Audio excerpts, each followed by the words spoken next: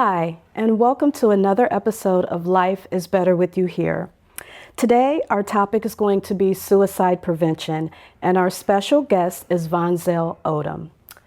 Thank you, Mr. Odum, for being here. It's such a pleasure to meet you. It's a pleasure to be here, and thank you for having me. No problem. So I've heard a ton of wonderful things about you, your career, the industry that you're in. Could you tell us a little bit about yourself? Give us your little bio. I can give a little small version. Okay. Because I know it's huge, but No, I'll say that with all humility. But no, my name is Vonzail. Well, my actual name is Lawrence Vonzail Odum. Okay. But I go by Vonzail. That's what my family calls me. Okay. Half the folks don't even know my name. It's really Lawrence, but Vonzail's been the name that kind of stuck. But yeah, I'm born and raised here in Columbus, Ohio. Okay. Come from a first family, ministry family. So been in, Nice. when they say like born in the pews, I was born at the preacher's house, then the pews. Okay. That was like my playground, either Pawpaw's house and then the church. And so Christian background, an educated black man of the Columbus City public school system. All right. All right. Yeah, I'm sorry. Whoa. That's okay. That was a lot, huh? Yeah. Born and raised Columbus, Ohio, East Sider. Okay. Graduated from Walnut Ridge High School here in Columbus, Ohio, and a graduate of Capital University, which is in Bexley. Yes. Okay. Tell me about your career path, because you've done some. You're being modest. You're being modest. Tell us the great things you have done in the industry, as you all like to call it. I'm so low key. I really am. You are too low key. And I don't really talk about it a lot.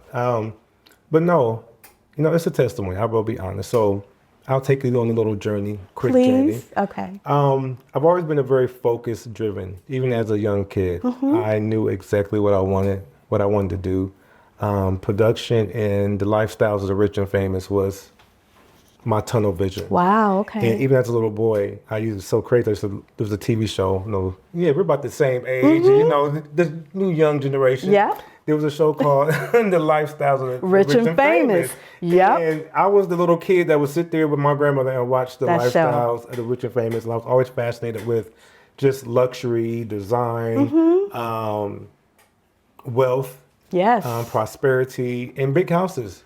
Yep. And, that kind of took me on to production. I wanted to know behind not just what I saw on TV, but what are the camera people doing to capture this Oh wow. on film? So I was a kid that would watch TV, and I thought about the technology behind what you see on TV. And so that kind of drove my interest to, at the time, it was an entertainment network called Black Entertainment TV, which is now known as BET. So as early as age 6 or 7 years old, Donnie Simpson was like my role model. I always said I wanted to be like Donnie Simpson and work for Black Entertainment Television. And it was so crazy because even as a kid, I went to school in Bexley. So it wasn't a lot of black people in Bexley. Yep. I was, raised in Bexley. And so going to school and on career day, they ask you, hey, what you want to be when you grow up? And Tommy's and Jims and Sarah's, they're sending to be doctors, lawyers, and I'm one of the only black kids in the elementary class saying, I want to work for Black Entertainment Television.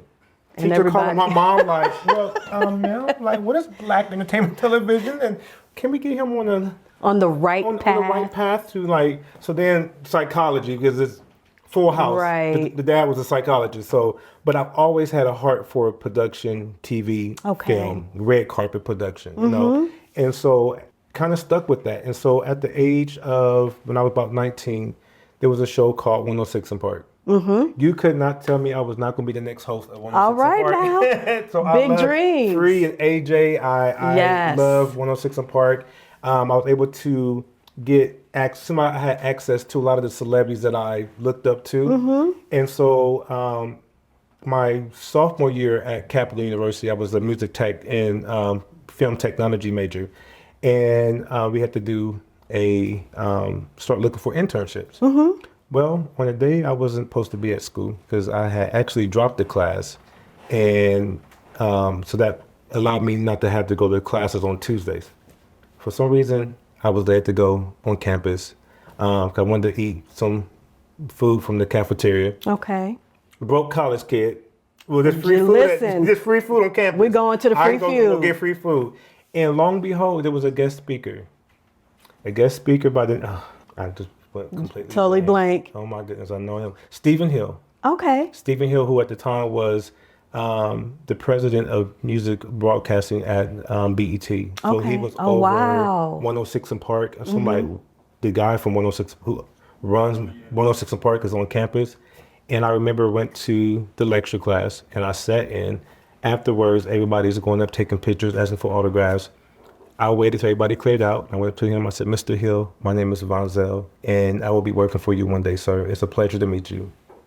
He looked at me like, what? Like, we're supposed to be taking pictures. Right. I don't need a picture. I'll get my picture later. Later. And that just built a relationship where he gave me his assistant's phone number. And he said, I'll be honest with you. He said, it's hard getting inside of BET. He said, I don't have control over that. He said, but I'll give you my assistant. She'll let you know how to get with the intern department. I need to go through an extensive application process. Went through a 3-month extensive application process. They kept denying it. And I just reapplied. Kept denying it. I reapplied like six times. Before you know it, got a phone call. Vonzail, when can you be in New York City? We need you here by Tuesday. It's now Friday. I don't know anybody in New York City. Never been to New York City.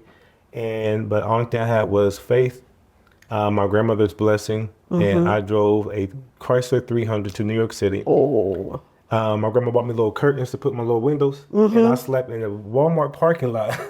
Yep. Not for like 3 days. Got in production. That opened door. Well, I ain't gonna go through all of that. But I got into the door to work for 106 and Park in BET. So I've been working for BET since that was 2011. Up until 2019. Wow. Before I made my departure and left, BET and decided to start my own business, Elbow Creative. That's the small version of everything. That is amazing. So what I hear in your story is you don't quit. I guess I don't. And faith is your anchor. Faith is your foundation. And faith did not allow you to stop. Yes. Okay.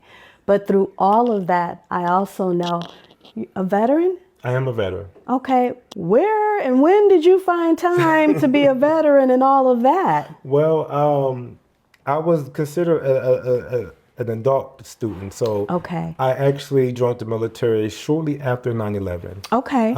And even that was kind of like the pinnacle of my suicidal battles. Okay. And I'm just be honest with you. I didn't join the military after 9/11 because I wanted to be for patriotism. I didn't want to proud American, I was very suicidal during that time. I wanted to hurt my parents.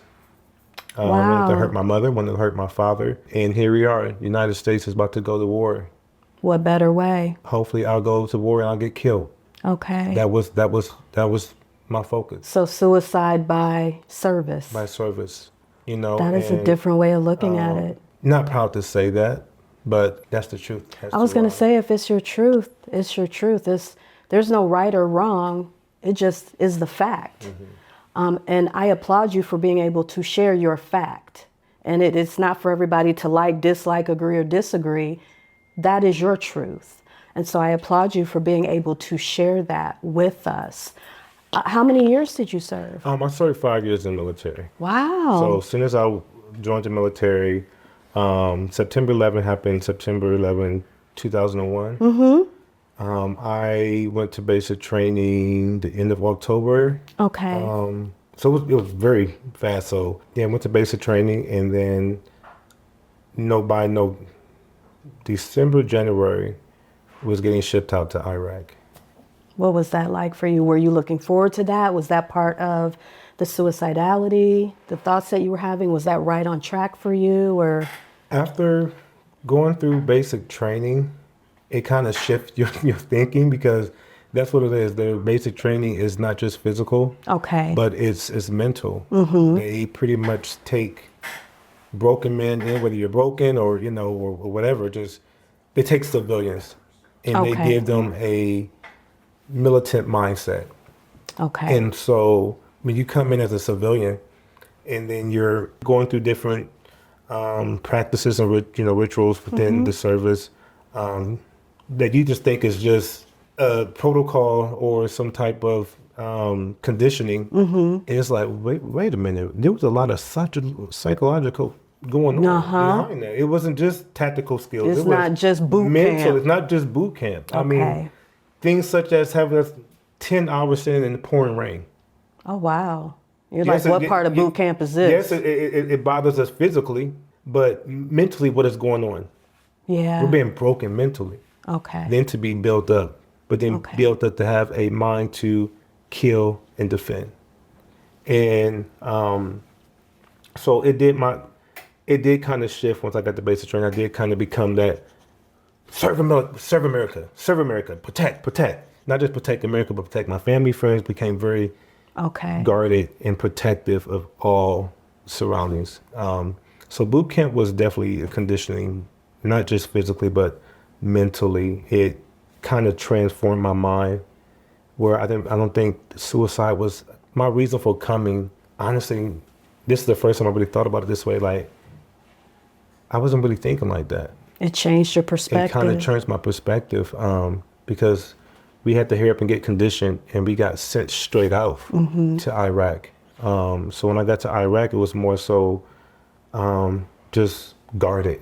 Okay. And just aware and alert of my surroundings, and just ready to do whatever I need to do to protect me and survive. And survive. So it became about surviving, even when I didn't want to survive. I was going to say totally the opposite of why you went in there. Yeah. And now all you want to do is survive, protect your family, which you went in there against them. Tell me about why you wanted to hurt your parents. What was that about, and where those suicidal thoughts were coming from initially? Earlier, with your last guest, you guys, we were talking about that oneness with from parents to children, and how important it is to have that body contact and that comforting. Yes. Till this day, at 43 years old, I don't know who my parents are. Okay. I know them; they're in my life. But you don't know them. I don't know them, and I don't think they know me. Okay. And I think even as a little boy, my parents never really understood who Vonzail was. But then, being an adult, you try to think about the why. I'm real big on foundational things. So I could look at a person and say, yes, you may be doing this to me, but what is your why? There's a why behind what you're doing. And so as I started thinking about my childhood traumas and who caused my childhood traumas, I started to have compassion on what is my mom's story? What is my father's story? What is the why? Not saying that it excuse the neglect or the emotional abuse that I've endured, or the pain that they caused, but I started thinking about their why. And so for my mother, we come from a first family. My grandfather was a very well-known apostolic Pentecostal bishop here in the city of Columbus. And so thinking about her upbringing, being the daughter of a bishop, my grandmother tell you to this day, my mother was the child who gave her the least problems. There's no children is perfect. Nobody. But my grandma would always say, my mom was almost like her perfect model child. She was obedient. She would just, my mom would just, and my mom, till this day, she's still that way, just sweet lady, But she was the one that got pregnant in high school. Okay. So she got pregnant in high school. So when she got pregnant, my grandfather, and my mom was also my grandfather's favorite. He loved my mom. But he was still stern and strict, ain't no daughter of mine's gonna be having no child or wedlock in my home. So when my mom got pregnant her senior year in high school, he got her an apartment on Nelson Road. And which is down the street, because my grandparents stayed on Fairwood and Oak. By Franklin Park. And so he got my mom an apartment and said, I'll pay your rent, but you can't have a child in my home. But you can have a child here. Yeah, he took care of her. I was always with my granddaddy as a little boy, picking me up. He's a very active grandfather. My grandfather was going to the church to pray, to clean up on Saturdays. I was with my pawpaw. Sunday mornings while he's preaching. All the other grandkids is out in the congregation. I'm up on the pulpit sitting in my granddaddy's seat because I was just so stuck to him. And so my mom's trauma is that she felt rejected, being the daughter to the pastor who got pregnant. Yeah. And then with my father, he has his own abandonment issues with his father being an alcoholic and being absent from the home. So all of those kind of lead to why they probably could not show up for me, you know. So it's a lot. I'm still unpacking. After 43 years, I'll be honest with you, I just started going to, counseling maybe 5-6 months ago. Okay. So I'm still unpacking some things. It's very, very fresh. And your story is compound. So while he cast her out, he did not stop loving her. And he definitely did not he never stopped loving you. You were his ace. You went everywhere with him. So it sounds like he followed his religion and what we were going to do, but he also followed his heart. And so, from older generations, we follow what we know. And the Bible can be very rigid on certain things, but we're human beings. And he recognized that too. He was never going to leave his daughter.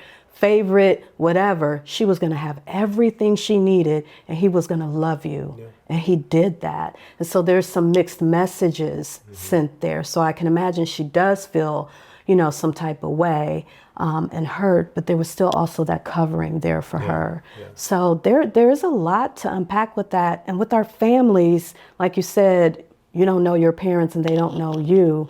We don't talk in our households. And what happens in our house? Stays in our house. I'm a poster child of that. Trust and believe. So, your great aunt, she had a mental breakdown. Well, what was her diagnosis? Oh, we don't know. Her nerves was bad. Ma'am, that's not a diagnosis.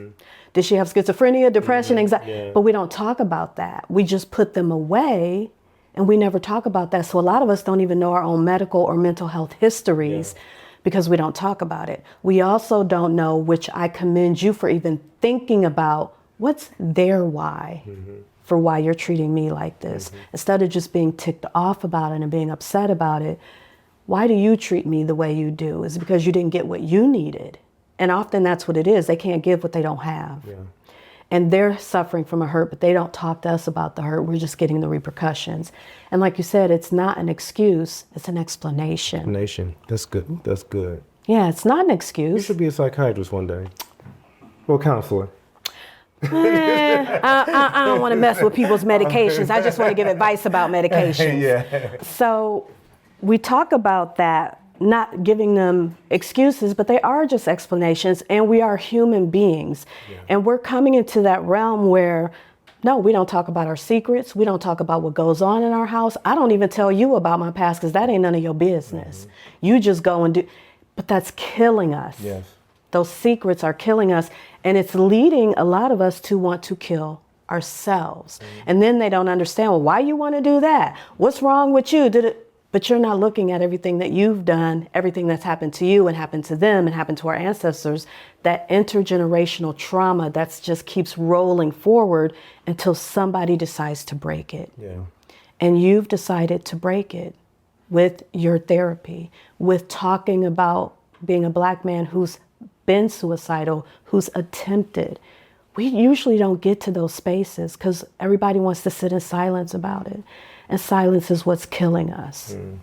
And so again, I applaud you for being in the space and being able to talk about that and being vulnerable, because that is a vulnerable space.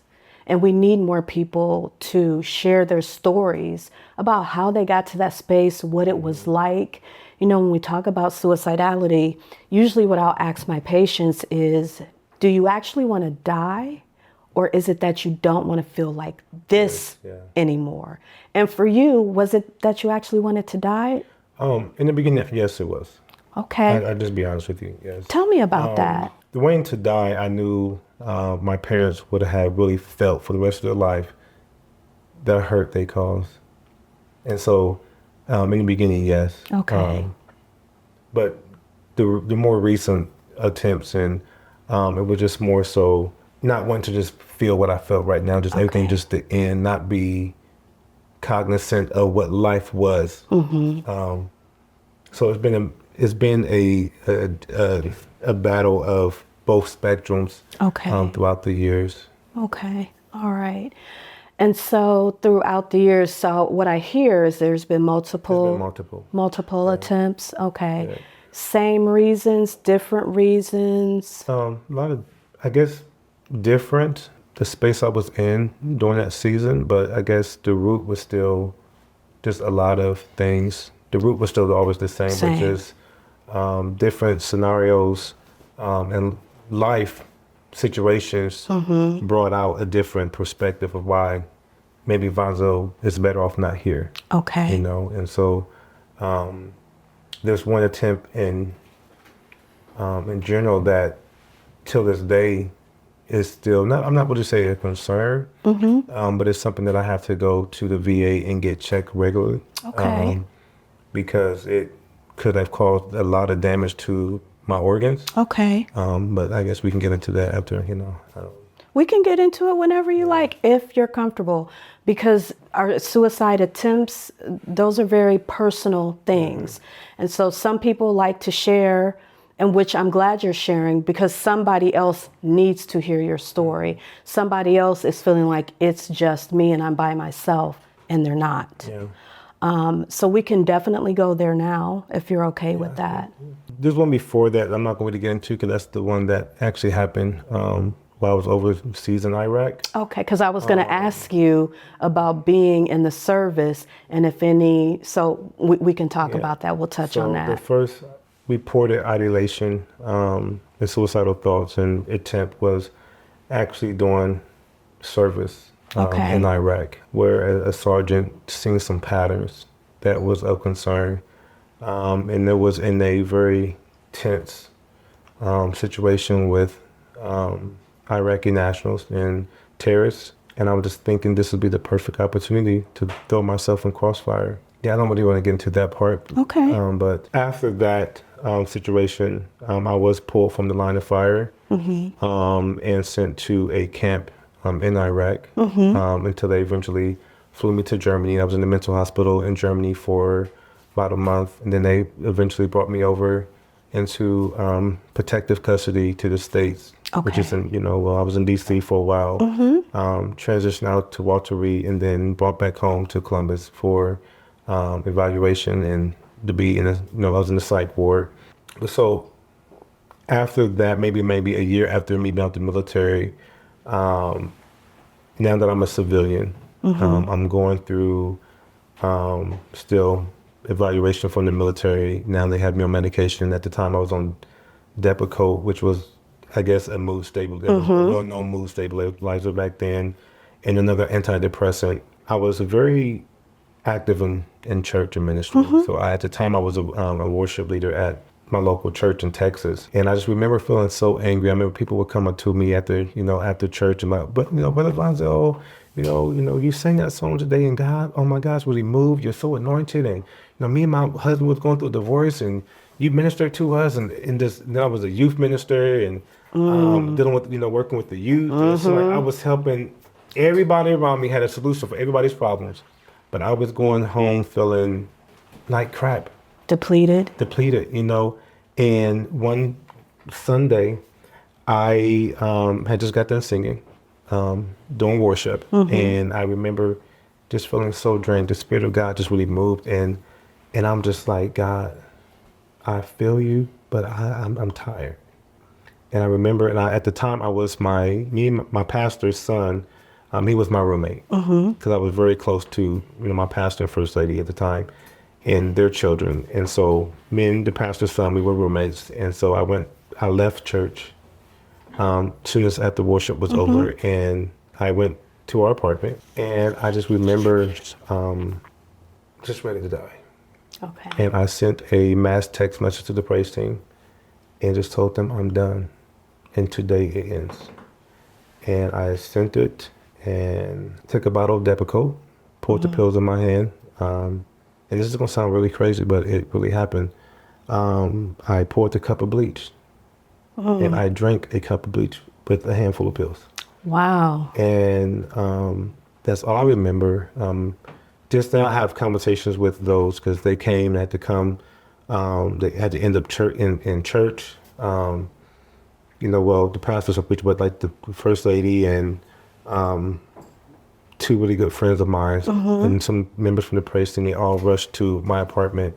Door was locked, and so I can only tell this story now because off the record of their story, because I really don't remember any it. I guess when they found me, I was hanging slouched over the couch. Okay. I guess I laid on the couch and kind of like, halfway fell off.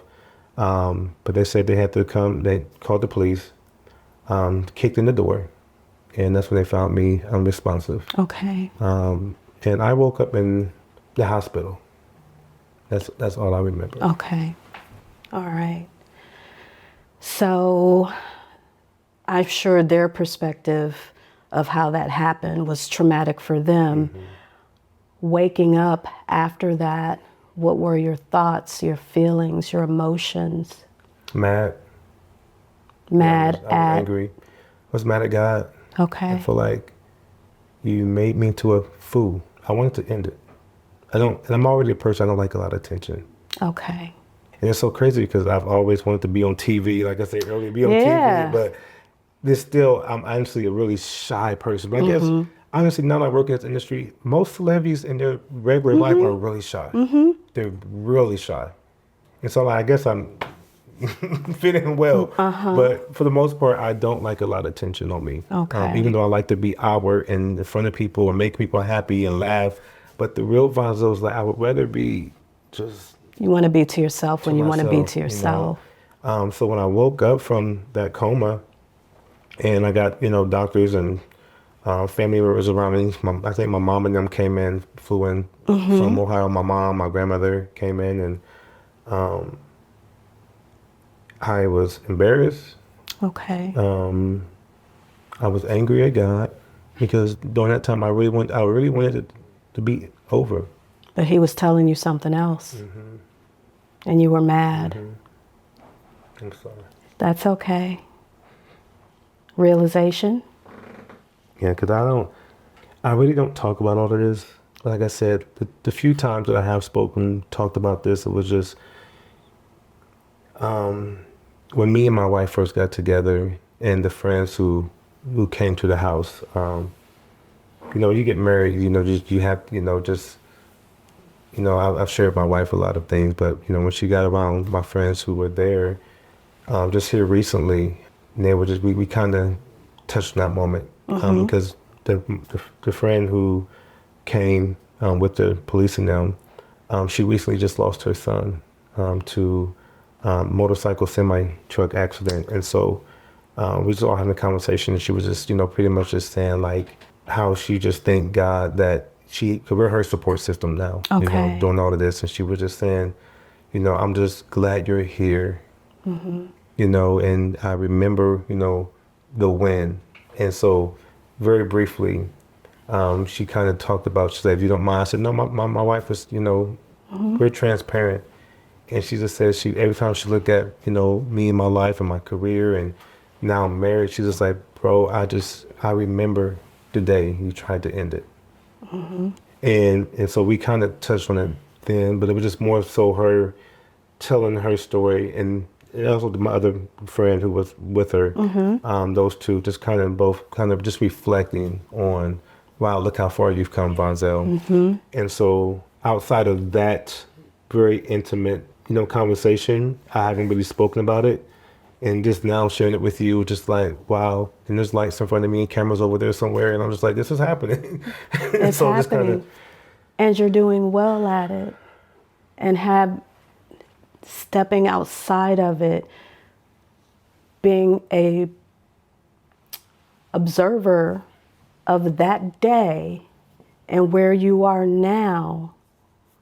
Can you see why God didn't let you complete? Yeah, I see why. Even though I am in counseling, but I still have that God, why? God, I don't want to be bothered. But I know I didn't survive just for me, and I understand the power of me using my voice, because even though we can't save everybody in the world, but who our story is meant to reach and touch, that's what our purpose is. And here recently, I've been waking up every single day feeling such a heaviness. Okay. Like, God, there's somebody today who lost their life because they haven't had heard of Vonzail's story. They haven't experienced a Vonzail's testimony. And so that's been my motivation why it's time for me to speak about it. Because I haven't really spoken about it outside of my core team, people who knows, but it's been public only because of the outbursts on Facebook, but people haven't really know. They just know that what I put on Facebook back in the day.